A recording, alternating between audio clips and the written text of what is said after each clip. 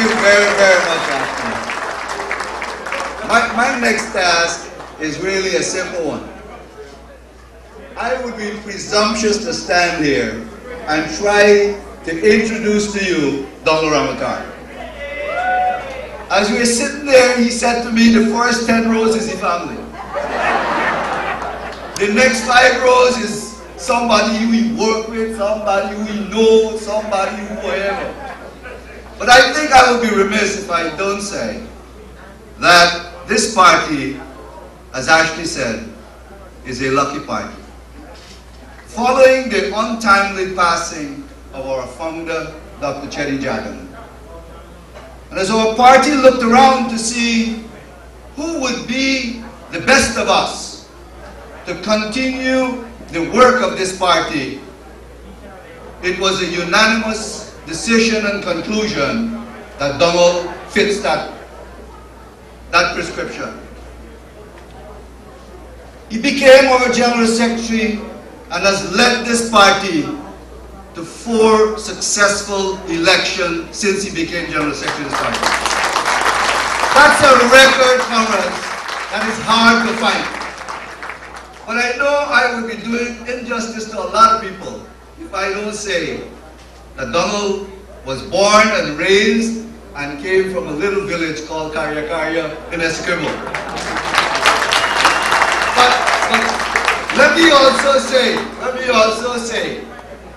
that there's another little village somewhere on the East Coast by the name of Unity that Karya, as much as I like Karya, this one is even closer to a lot of us.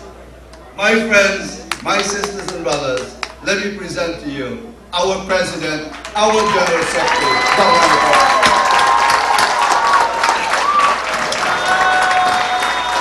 Thank you very much. Friends all, members of the head table, leading diplomats of Guyana, Mr. Talbot, Mr. Naubat, M.R. Khan, and others who are here, and with Shorty Edwards and her children, some of whom I had my eye on a long time. My colleagues from Gimpex, my relatives, cousins, and their children from both sides of my family who are here. And I hope that some of you don't know each other. I wish that you stay back. I have Ruben's daughter here with me as well. All my wife's, many of my wife's relatives I've seen here, and I've seen one old schoolmate from St. Andrews, Winslow Wilson, he's there as well. Thank you very much for coming. Comrades all, I'm sure that you are well aware, just let me quickly say, that our country has been doing very, very well economically, socially, by all standards. And that position is not my personal position, but even the IMF and the World Bank reports have reported that our country is doing well. And as Ashley said, it is doing well at a time when the world is in recession, when our main trading partner, United States and Europe, are all in serious trouble economically and politically. And though that problem has affected us, for instance, in 2010, we had a cut in the price of sugar from Europe by 36%, which has cost us 45 million United States dollars a year for our country. And for a small, vulnerable country like ours, it has been a major blow. And that is why the money that Ashley talked about that is going to Gaisuku is to help to reconstruct and to reorganize the industry to make it more competitive in this period that it has to go through to make many of the adjustments that it has to do. Why have we progressed? Why did we make the gains that we have made when many countries in the region have faltered? The main reason, I think, is because we have correctly analyzed, as part of the philosophy of the PPP, we have correctly analyzed that the most important factor for development is not how much gold we have, not how much diamonds we have, not how much sugar we have, not how much bauxite we have, but the most important factor for development for us is the quality of people that we have. And that is why we have been investing every year in the people of our country. The largest part of our budget goes to the social sector in our country. Health, education, housing and water, they take 30% of government expenditure. And we see that as investing in the future of our country. And we are beginning to see the results of that investment. For instance, when we got into the office, only about 40% of the students attending secondary school could have written the CXC examination. And about the same, less than that, went to secondary school from primary schools. Many of our children were not dunce, but they were forced to fail because they had no place for them in school. What is the situation today? We became, from 1964 when we had the highest passes at GCE examinations, we became the lowest passes in the Caribbean up to 1992. What is the situation today? Over the last 7 years, 5 of those years, our students topped the Caribbean at the CXC examination. More than 70% of the children attending secondary school are writing the CXC examination. And the passes are going up every single year. That is what our investment has done to our people. And going on the philosophy of equal opportunity for all, our people who lived in the interior never had the opportunity of seeing a secondary school. There was one secondary school in the whole of Region 9 when we got into the office at St. Ignatius. Today, since we've got in office, we've built more than 1,000 schools in our country. And we have now made it possible that there's a secondary school in Paramakatoy in Region 8. And they have 700 students, all upkept by the government in the dormitories. And many of them are passing their CXC examinations. Our Amerindian community has now seen the importance of education, that this year in the budget, we have had to put money to build another school and another dormitory in Keto because of the amount of children who are now accessing schools. I was up in Warramadong in Region 7, up in the Upper Mazaruni area. They never heard about secondary schools. There's another 700 children studying there, upkept by government, and also writing and passing the CXC examinations in our country. That is the investment that we have put. More than ever, we have more students studying in scholarship at the University of Guyana, at the Cyril Potter College of Education, abroad, in foreign countries.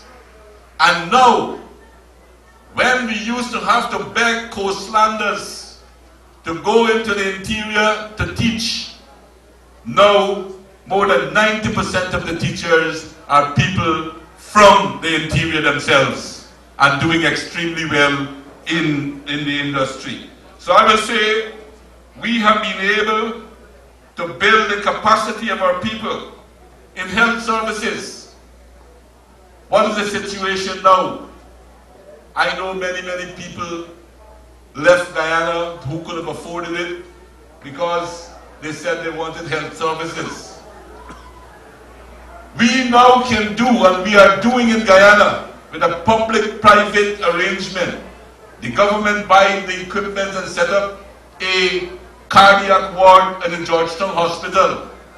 And some of our Guyanese specialists who work abroad in this very country, they go home to do operation for our people, and we can now do bypass surgery, heart bypass surgery, we can now do kidney transplant, we have dialysis machine, and all of that now, our health services.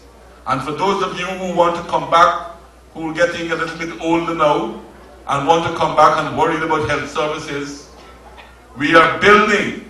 You heard Ashley said that they cut some of the programs in preparing the ground to build a new specialty hospital in which we will be able to do any kind of operation that you have to do out here. We will be able to do it at a fraction of the cost. And knowing many of you don't have insurance, you can come home to fill some of that as well. We also hope to turn that into health tourism, because we think that we can attract the people from the Caribbean, from the diaspora, from the Caribbean, and we can also use that as another stream of income in our country. So that is what, in housing, since we got in office, we have delivered more than 100,000 house lots for people in all different categories of classes in the society, low income, middle income, upper income people. And we have had so much requests from the diaspora that we have decided to do an experiment. And we put 1,000 house lots aside only for the diaspora, put it on the internet to see if we have interest in the diaspora. The last I heard, they had some 4,000 people applying for the 1,000 house lots that we have. So I'm convinced that many of you really want to come home, and you will be welcome there. Comrades, in this new period ahead, I intend to build on the achievements that we have already made and to take our country forward at a fast and further level than we have. We have to focus on several areas for development.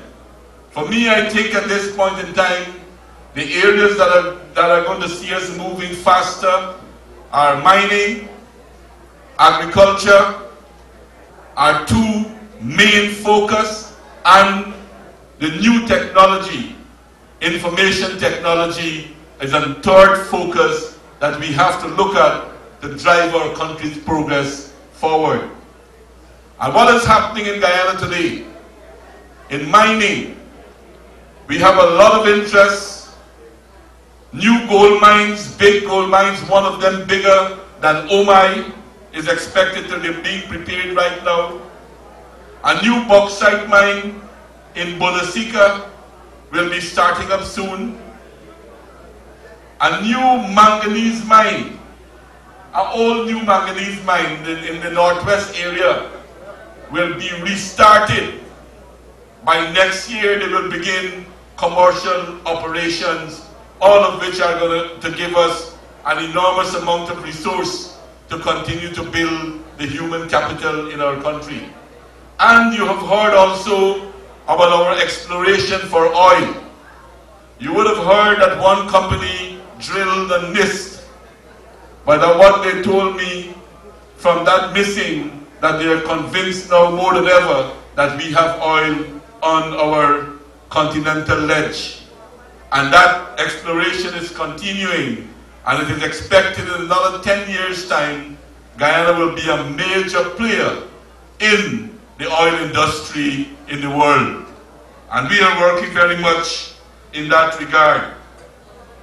In information technology, we are trying to make ourselves immune from being held hostage to any kind of monopoly that exists. And that is why we have spent millions of dollars to bring a new fiber optic cable.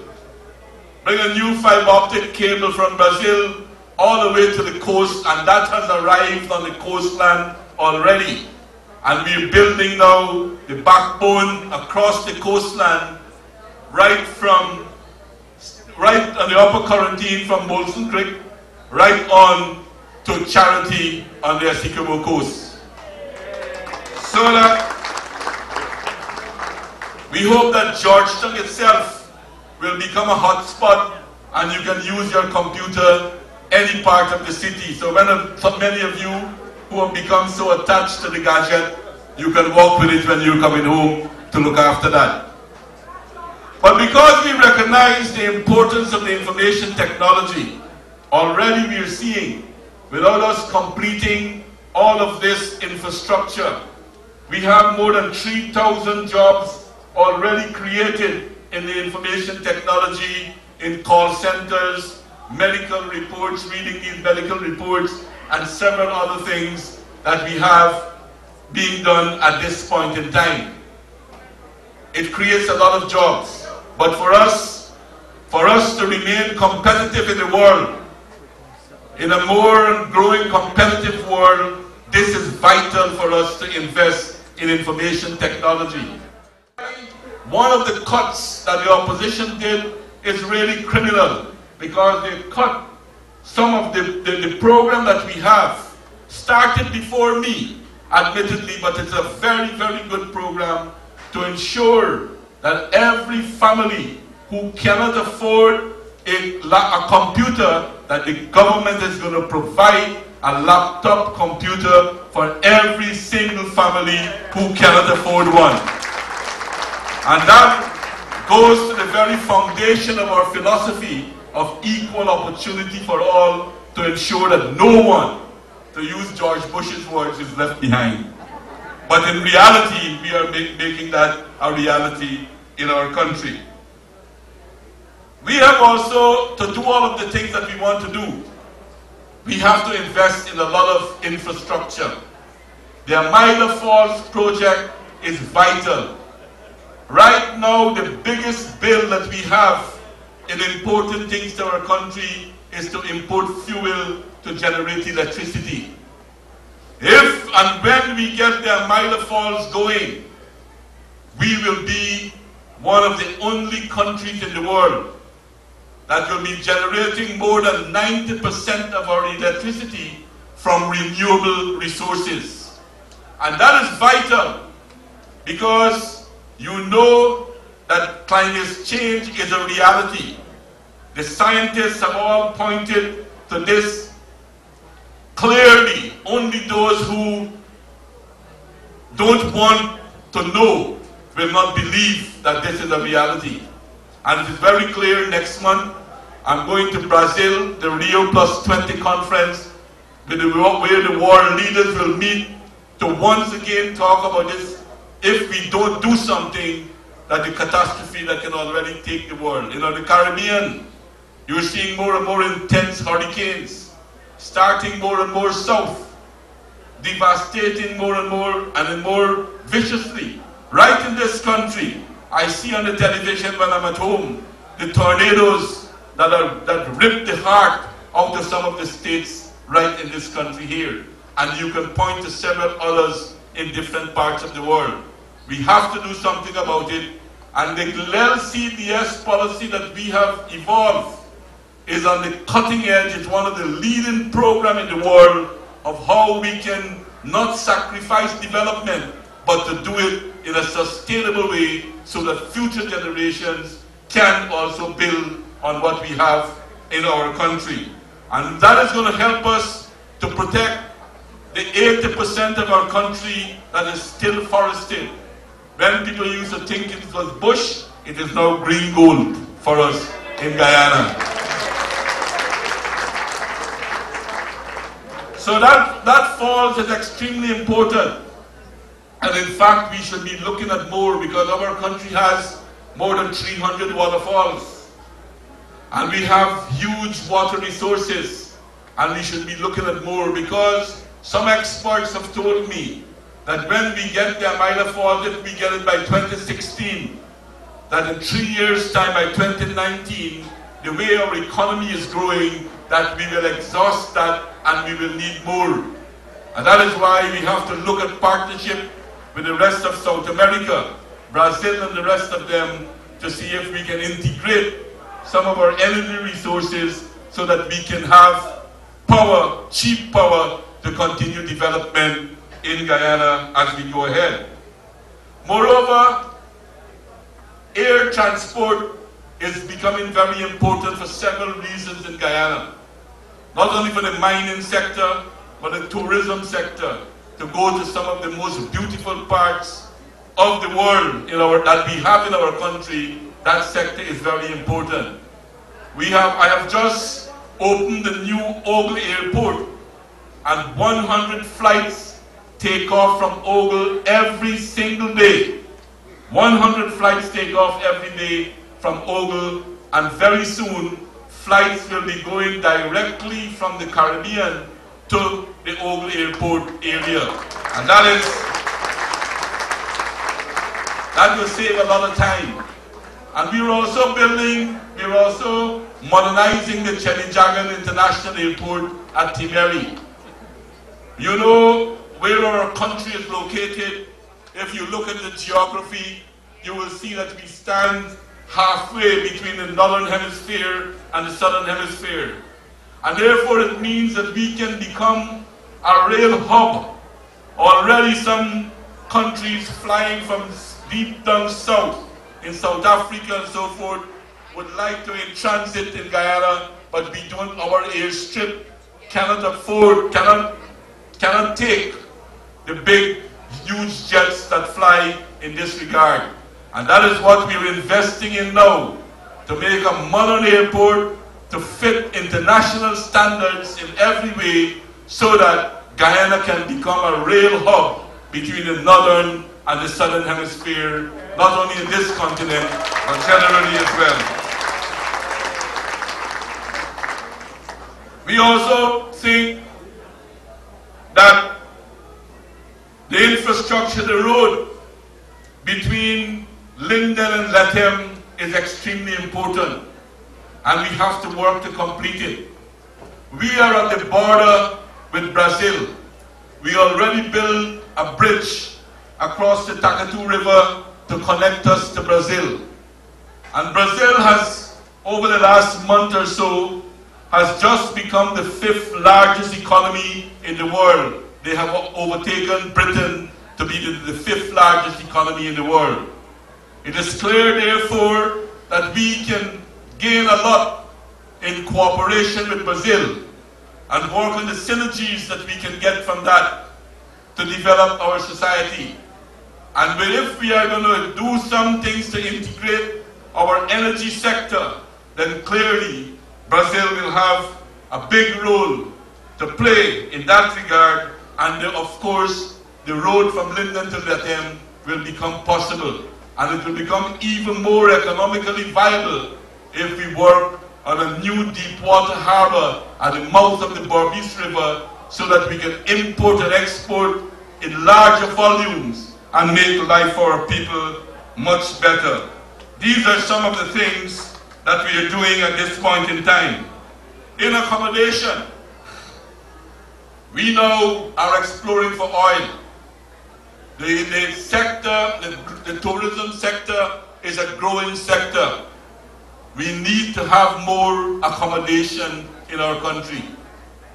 Some people are saying very, very horribly, carrying a propaganda, because the information that you get about Guyana comes mainly from 2 opposition newspapers, Culture News and the Stabroek News, my love, both of them. And they're carrying a line to say that the reason we want to build the Marriott Hotel in Guyana is because Jagdeo had problem with Badal, who bought over the Pegasus Hotel. Well, don't worry, Ramsatan, he's a dead duck. But this issue, this question about building the Marriott Hotel, long before Badal wanted to buy Pegasus, this project was in train. Long before that. And why it is important, in fact I told that to Ramotar, somebody mentioned his name there just now. He's quite an erratic man. He said to me, he said the same thing to me that I'm saying to you. I said, boy, you're crazy. You know, you got a real warped view of things in the country. I said, I was at the Princess Hotel a few weeks ago. They had a meeting of CARICOM there and I was invited to a reception. And the manager of Princess Hotel heard that I was coming. And he met me at the door to take me to his office before I went to the reception, asking me if I could find land along the seawall area because he wants to build another hotel. So I said, this is a hotel here. You are the gaff man, you are the empty vessel. This is a hotel here, and this man sees the need to have another hotel in Guyana. So the Marriott Hotel is becoming very, very important because we have a stadium. We have a convention center. We are now expanding our economy into oil. We have the capacity to hold big events, and therefore we have to develop the accommodation to do so as well. One of the reasons I could not, although I was vice president of the ACP EU Joint Parliamentary Assembly, I could not take a whole session to Guyana is because they did not have enough accommodation to take all 500 people that will go there as delegates and workers for such an event. So this thing is a real necessity for us in Guyana. Comrades, another area that we have to look at is agriculture, as I said, but we have to have new products.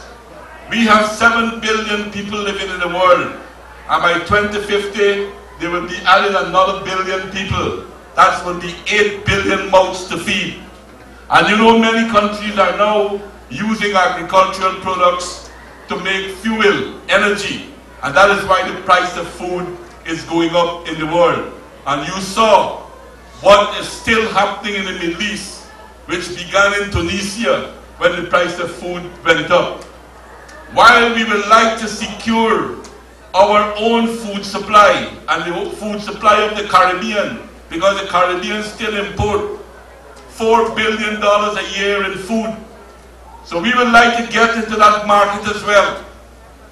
We will also be making a contribution to the world in being able to feed the excess that we have to export to the rest of the world in that area.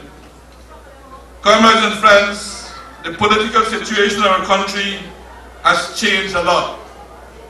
And you have heard Ashley speaking about what has taken place. I myself am working very, very hard to work with the situation that we have at this point in time. And Ashley mentioned to you how many meetings we've had in that area. And from time to time I was very optimistic. After my first meeting with the AFC, not with the AFC, sorry, with the APNU, with David Granger and them, I went back to my office and invited Ashley and Roger Luncheon and Gail Teixeira to come and let us talk about the meeting that had just finished. And I was so optimistic. I said to them, it seems to me as if we have turned the page, that they were so reasonable. And we argued because I thought that they did not have enough information. They talked about the VAT. They said that we should cut VAT from 16% to 14%. I told them that I was not against cutting VAT, but I do not want to just cut it out of thin air, that it has to come out of a study. Let us have a study to see what is the impact of that. I told them also that they have always been coming to me for more money, more expenditure, but they have never come to point out to me about where we are going to get this money from. I pointed out to them that look at how we are spending the money that we are collecting from VAT into the social sector, in building schools, building hospitals, roads, etc. And then I argued with them and said to them, look, what we can do, that we can take while we're waiting for a study in VAT, because we argued with them strongly that a 2% cut in VAT will not help the people in the lower income bracket. Because when we introduced the VAT, we zero-rated more than 100 items that ordinary people use every day. And if we give a 2% cut in VAT, it will be on luxury goods which are used by people in the upper bracket. Another point to note, that Guyana has the lowest VAT in the whole region. United Kingdom has just carried their VAT to 20%. And we have the lowest VAT in the whole Caribbean. I told them though, that instead of giving the lower income people a 2% cut, let us give them a 16% cut, and let us look at the items and expand the list of zero items that poorer people can use. And I am not lying, Ashley is a witness to this because he was there. When Ramotar said, what is wrong in giving a big buy something extra to one?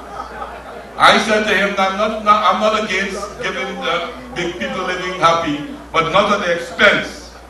Not at the expense. Not at the expense for us of the poorer people. And I pointed out that VAT replaces the consumption tax, which was 16%, and so forth. Now, comrades and friends, I know that this venue will have to be used for other functions, and I will have to wrap up very quickly, and we'll like an opportunity to greet each and every one of you here today. So I just want to tell you that we are working hard. As I said, I have had a lot of hope that those engagement would have raised. We talked about the Linden electricity, several other things. And we thought we had agreement. And in fact, we had an agreement with the APNU. They agreed with us. When they went to Parliament, Sam Hines prepared a statement, Prime Minister Hines prepared a statement to read in the Parliament of our agreement. Before he read it, he gave it to Mr. Granger, and he gave it to Ramotar to see if they agreed that this was the agreement we had. They both agreed. He read the statement and said, this is the agreement we had. But by time 4 o'clock in the afternoon, when the AFC gone to spread the Linden, that Granger sell out, Granger come back and said, nah boy, we got no agreement here. But at least it shows some glimmer of hope, and we can still work with them to try to find agreement in the future, because I have to work on the basis that they want to see things develop as well. And I hope that that is the case. And I hope that they will sober up from the one seat that they have in Parliament that seems to have intoxicated them with power. But let them know that government is run by 3 branches.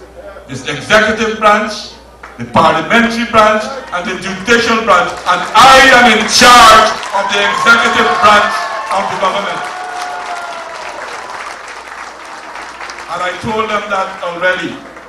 So comrades, I would have loved to go on more and more, because I see the distortion. I see what Ashti is saying about the slander, the attack that they have on individuals. Anyone they feel that they can't get to do what they want. They're talking about NISIL as a slush fund for the PPP. They say we have $50 billion in NISIL. NISIL has $700 million in it. $700 million. And we have been using NISIL as an investment arm of the government. If we did not have NISIL, we would not have had the Berbice Bridge. We would not have been speaking here about building the Mila Falls if we did not have NISIL in our hands. And let me mention this to you, for those of you who have any doubts in your mind.